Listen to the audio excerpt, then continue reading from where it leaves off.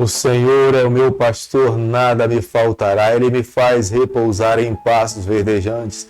Leva-me para junto das águas tranquilas, refrigera a minha alma. Ainda que eu ande pelo vale da sombra da morte, não temerei mal algum, porque tu estás comigo. Certamente a bondade e misericórdia me seguirão todos os dias da minha vida e habitarei na casa do Senhor para todo sempre. Amém. Muito bom dia. Com a bênção e a graça de Deus, nós damos continuidade na nossa caminhada, na certeza que nós temos um Supremo Pastor. Ele está ao nosso lado, Ele nos abençoa, Ele nos fortalece, Ele nos acompanha em todo e qualquer momento. E temos a certeza que um dia nós iremos alcançar a vitória através dos méritos dEle, alcançado na cruz do Calvário. Todos os dias nesse canal nós estudamos um capítulo da Palavra do Senhor. E nessa manhã eu vou convidar você a ter nas mãos a Palavra de Deus no livro de Lucas, capítulo 19, o versículo 1 e o versículo 2. Entrando em Jericó, atravessava Jesus a cidade. E eis que um homem chamado Zaqueu, maioral dos publicanos e rico. Aqui nós nos deparamos com o relato de Lucas no momento em que Jesus entra em Jericó. Ao entrar aqui nessa cidade, Jesus se depara com um homem chamado Zaqueu. Zaqueu era um publicano. Os publicanos daquela época eram uma classe que trabalhava para os romanos. Eles tinham que cobrar impostos dos judeus para os romanos. E nesse ato de cobrar impostos dos judeus para os romanos, os publicanos também cobravam um imposto pessoal pelo seu próprio trabalho. E muitas vezes, nesse trabalho de cobrar um imposto pessoal, o imposto que eles cobravam era além da conta. Para os judeus, um publicano jamais poderia herdar a vida eterna, porque eles estavam negando a sua própria raça. Eles estavam explorando o seu próprio povo. E na mente dos judeus, quando eles olhavam para esses publicanos, eles acreditavam que jamais Deus poderia perdoar esse ato pecaminoso. Completamente contrário do significado do seu nome, que o nome Zaqueu significa puro.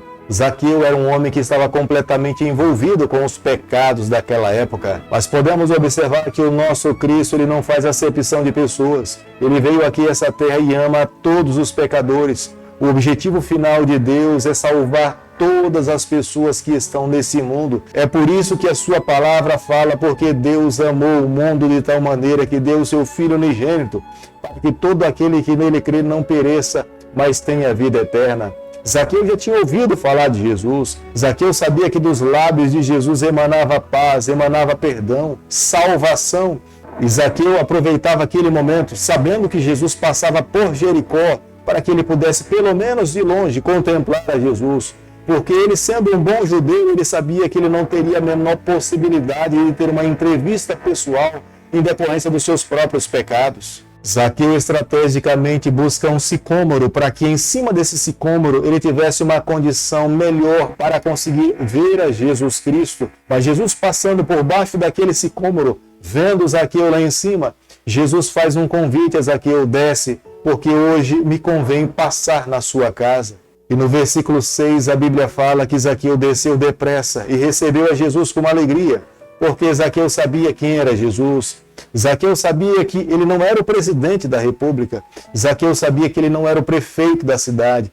Zaqueu sabia que aquele homem era o seu Salvador. Ele era o Filho de Deus, o Criador do universo, o dono de todas as galáxias. Zaqueu aproveitava aquele momento para receber Jesus na sua casa. Ele não poderia ter Jesus apenas para ele, mas ele queria que todos os seus familiares bebessem, se alimentasse daquela sabedoria, para que eles pudessem também ter o direito da vida eterna. Acredito que no momento em que Jesus fala para Zaqueu que vai à sua casa, como Zaqueu era um homem muito rico e tinha enriquecido ilicitamente, Zaqueu pede para um dos seus servos ir à sua frente e avisasse a sua família que ele estava indo para casa com Jesus Cristo. Começo a imaginar a inquietação que aconteceu naquela casa, sabendo que Jesus Cristo estava indo para lá. Começo a pensar na esposa de Zaqueu dentro de casa, arrumando as comidas, arrumando a mesa, limpando toda a casa, preparando um quarto para receber a Jesus Cristo. Creio que todos os servos de Zaqueu foram mobilizados para que eles pudessem preparar a casa para receber a Jesus.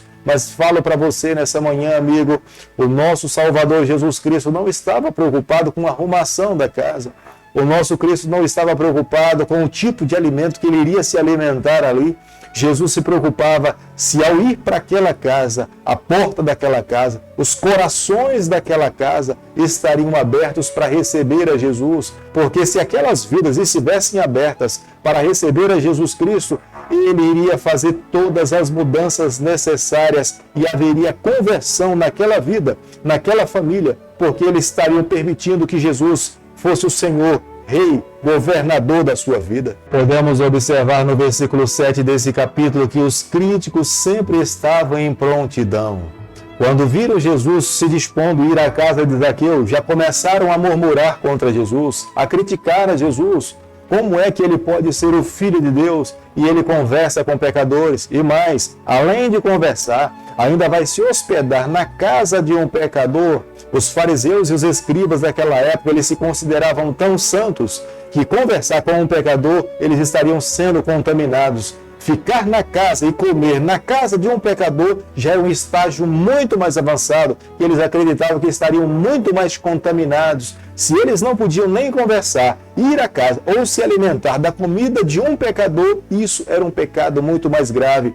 E Jesus ousava viver dessa forma. Mas é indo na casa de Zaqueu, conversando com Zaqueu, que Jesus leva Zaqueu a reconhecer os seus pecados. E Zaqueu confessa as suas falhas. Zaqueu confessa os seus pecados. Zaqueu abre para o Senhor o seu coração e ele fala: Senhor, se eu tenho desfraudado alguém, eu quero devolver 4 vezes mais. Aqui está uma prova clara que Zaqueu, nesse encontro pessoal com Jesus Cristo, ele estava arrependido. Ele confessou os seus erros, ele estava disposto a viver uma nova vida. Ninguém que se encontra com Jesus permanece do mesmo jeito. Todas as pessoas que têm um encontro pessoal com Jesus Cristo vivem uma nova história. E no versículo 9, Jesus então conclui esse encontro na casa de Zaqueu falando que hoje houve salvação porque Zaqueu também era filho de Abraão. Os verdadeiros filhos de Abraão iriam aceitar a Jesus. Os verdadeiros filhos de Abraão iriam confessar os seus pecados. Os verdadeiros filhos de Abraão receberiam a Jesus como sendo o Senhor exclusivo da sua vida, completamente diferente dos escribas e fariseus daquela época. Se denominavam filhos de Abraão e acreditavam que não precisavam se arrepender dos seus pecados. Mas Zaqueu era filho de Abraão porque reconhecia as suas falhas e estava disposto a viver uma vida exclusivamente para o Senhor. Lucas capítulo 19, verso 28 e o verso 29, a Bíblia diz o seguinte: E dito isto, prosseguia Jesus subindo para Jerusalém. Ora, aconteceu que, a aproximar-se de Betfagé e de Betânia, junto ao Monte das Oliveiras, enviou 2 de seus discípulos. Somente Lucas faz esse registro da entrada especial de Jesus em Jerusalém, depois de ter estado no Monte das Oliveiras junto com os seus discípulos. Jesus estava em Jericó, no Vale do Jordão, mas Jesus sobe uma altitude de 1,5 km de altitude. O Antigo Testamento já profetizava a respeito de Jesus que ele entraria em Jerusalém montado num jumentinho. A vinda de Jesus Cristo aqui, essa terra, é completamente um contraste à maneira pela qual a sociedade estava vivendo. Os ricos cada vez mais se tornavam mais ricos e os pobres cada vez mais se tornavam mais pobres. Um rei, quando assumia o governo ou o seu trono, ele entrava numa cidade montado num animal, ele demonstrava sua força, ele demonstrava sua imponência. Alguém ia à sua frente abrindo caminho e mostrando e revelando que ali estava uma autoridade. Mas Jesus usaria um jumento como uma demonstração de humildade, como uma demonstração de simplicidade. Quando o céu se programou para enviar Jesus Cristo aqui a essa terra, o céu já buscava desconstruir completamente a pompa, a arrogância e a supremacia, porque Jesus nasceu numa manjedoura. O céu poderia ter se programado para que Jesus nascesse numa corte, dentro de um palácio, num lugar mais rico, num berço de ouro, mas Jesus nasceu numa manjedoura, filhos de José e Maria, um homem e uma mulher completamente simples, sem nenhum recurso. Jesus veio nos mostrar nessa terra que a salvação é para aqueles que são humildes, aqueles que aceitam o Senhor,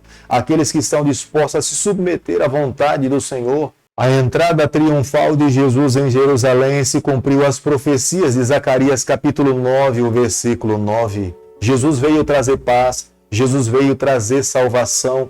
A paz que Jesus nos oferece, nós não conseguimos encontrar em lugar nenhum. Alguém pode estar no meio de uma batalha, às margens da morte, mas ele pode estar vivendo a paz que somente o céu pode conceder a um ser humano. Aqueles que estão ligados ao Senhor e conhecem a Jesus Cristo, desfrutam essa paz, independente das circunstâncias em que possa estar vivendo na vida. Somente Jesus Cristo pode provocar essa paz no coração, na vida de uma família. Nós podemos observar no versículo 41 ao versículo 44, que Jesus, quando entra em Jerusalém, Jesus se derrama em lágrimas, Jesus chora, porque Jesus amava a cidade de Jerusalém, mas Jesus olhava o coração daquela cidade e via que estavam longe do Senhor. Os olhos daquela cidade estavam focados nessa terra. Eles não conseguiam olhar para Jesus e ver um rei soberano, criador dos céus e da terra, o Filho de Deus, que veio aqui a esse mundo resgatá-lo dos seus pecados. Mas o coração de sua grande maioria estava voltada para os prazeres e os recursos dessa terra. Querido amigo, nessa manhã, ao estudarmos o capítulo 19 do livro de Lucas, nós precisamos atentar para alguns detalhes. Nós corremos o mesmo risco que aquela geração correu. Nós corremos o risco de estarmos com a Bíblia nas mãos e vivermos completamente alheio, longe do ideal de Deus para a nossa vida. Nós precisamos estar com a palavra de Deus nas mãos e precisamos permitir que essa palavra norteie, conduza, nos mostre o caminho que nós temos que seguir. Não adianta nada lermos a Bíblia, estudarmos a Bíblia, se a mesma não molda a nossa vida, se ela não nos torna cada dia mais semelhante a Jesus Cristo. Nós precisamos ser reconhecidos pelas pessoas como seguidores de Cristo, como aquele que ama Jesus Cristo, que vive a palavra do Senhor. Embora Jesus tivesse vindo para Jerusalém, embora Jesus tivesse vindo para os judeus, inclusive os líderes daquela época, foram poucos que reconheceram a Jesus, foram poucos que estavam com seus corações abertos para compreender quem é Jesus Cristo. Isso não pode acontecer com nós. Nós temos que receber a Jesus, nós precisamos amar a Jesus e a nossa vida precisa falar desse Jesus Cristo. Querido Pai, em Tuas mãos nos colocamos. Queremos a cada dia viver exclusivamente para o Senhor. Toma o nosso coração, nos ajude a cada dia a fazer a Tua vontade. Nos permita um dia estarmos com o Senhor por toda a eternidade. É o nosso pedido e a nossa oração que nós fazemos em nome de Jesus. Que o Senhor te abençoe e te guarde. Que Ele faça resplandecer o seu rosto sobre você, que Ele tenha misericórdia de você, e sobre você nessa manhã Ele levante seu rosto e conceda a sua paz em nome de Jesus. Amém.